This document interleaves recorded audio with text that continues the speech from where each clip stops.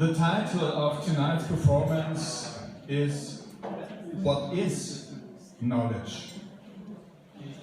It will consist of philosophical quotes and thoughts and music performed on this instrument called hang drum. So, let's start. What is knowledge? Philosophy has been asking this question for 2,500 years, and we are still not sure yet. This conference is called the 11th World Knowledge City Summit, so knowledge should be an issue, isn't it? Let me try, for an entrance, to explain by quoting former US Secretary of Defense Donald Rumsfeld, when asked about the Iraq crisis. He said, there are known knowns, there are known unknowns, and there are unknown unknowns. So first, there are things we know, and we know what we know. Second, there are things we know that we don't know. This is standard scientific approach to unveil the unknown. Third, but there also is the unknown unknown. There are things we cannot know, that we don't know them. Things that are out of context, like black swan events, etc. But the fourth, he missed. The fourth possibility are the unknown knowns. That there are things we know, or should know, but we don't want to know them. And that is the starting point for psychoanalysis, to go deep into what we don't want to know. So there is a broad field of the known and the unknown.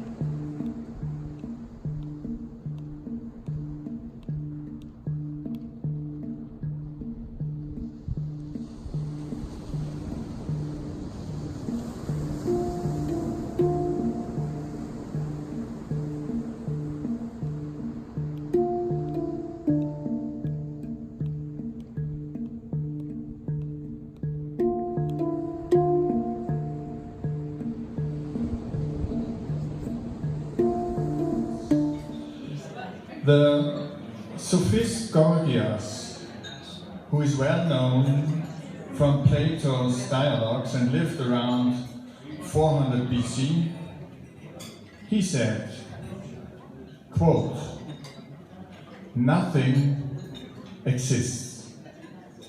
Even if something exists, nothing can be known about it. And even if something can be known about it, knowledge about it cannot be communicated to others."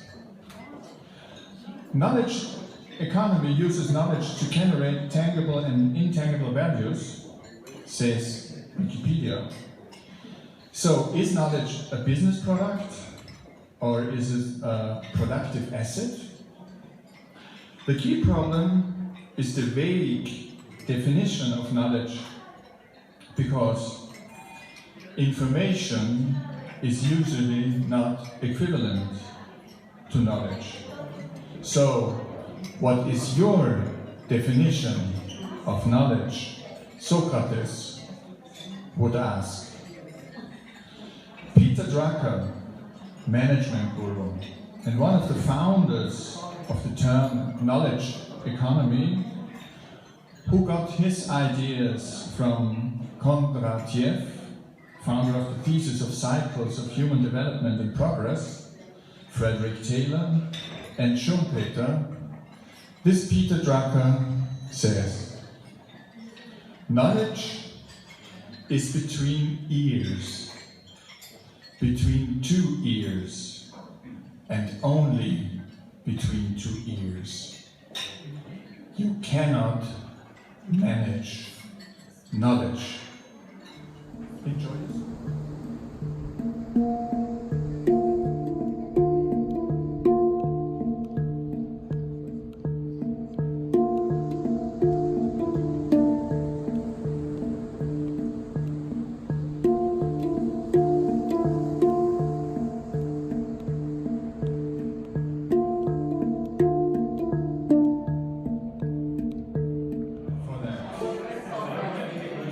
My next question is, what is data? What is information? What is knowledge? What is wisdom?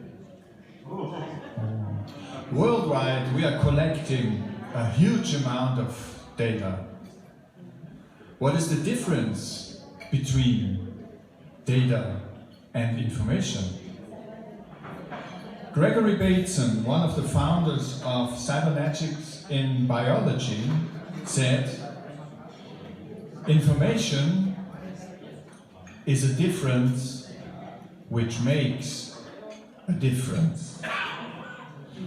To put this information into appropriate context so that it generates knowledge, we need judgment. Quote, "We can never be quite clear," he said, "whether we are referring to the world as it is or to the world as we see it." End of quote. So does wisdom evolve out of knowledge? What is wisdom?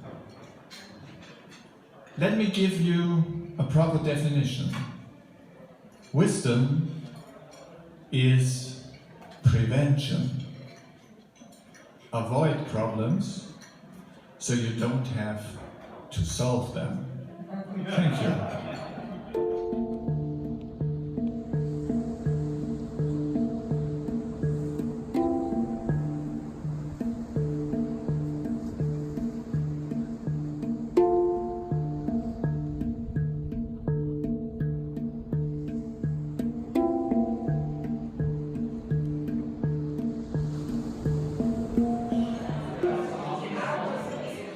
Is knowledge just facts that we have?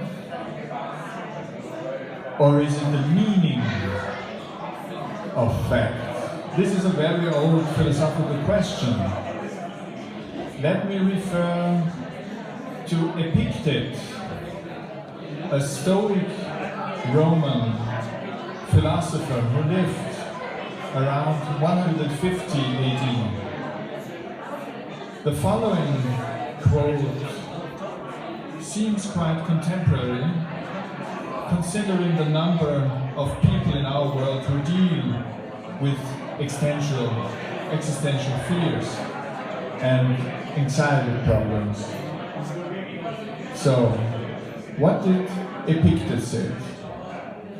Man is not worried by real problems so much as by his imagined anxieties about real problems. And what about the transfer of knowledge between languages?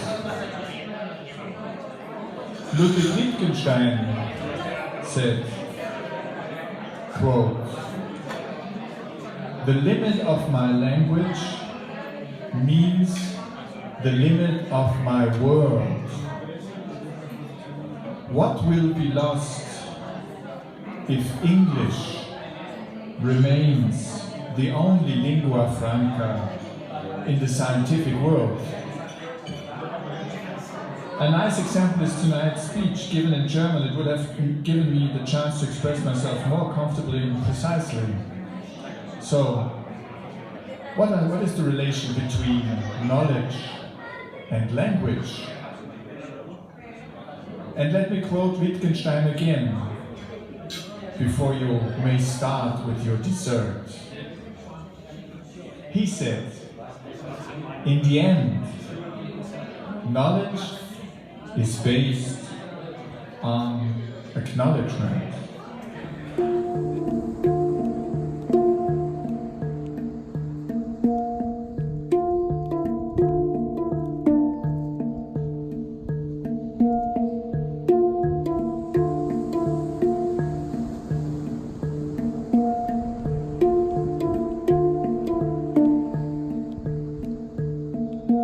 I'd like to end my philosophical input, if I may, to start again to question, what is knowledge?